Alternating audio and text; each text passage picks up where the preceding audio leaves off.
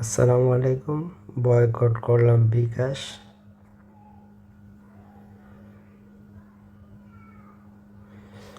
এই যে বিকাশ, আমি বয়কট করলাম, আনইনস্টল করে দিলাম। আপনারও আনইনস্টল করে দেন। এর সাথে কোনো লেনদেন চলবে না। এটাই হচ্ছে বয়কট।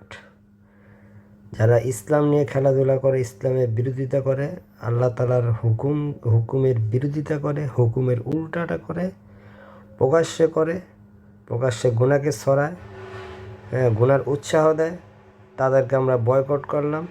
এরা মুসলিম হতে পারে না। মুসলমানের নাম দিয়ে সুযোগ সুবিধা নিয়ে এরা মুসলমানের ক্ষতি করে, ইসলামের ক্ষতি করে। তো এদেরকে বয়কট, আমিও বয়কট করলাম, আপনারাও বয়কট করেন। কিছু বয়কট।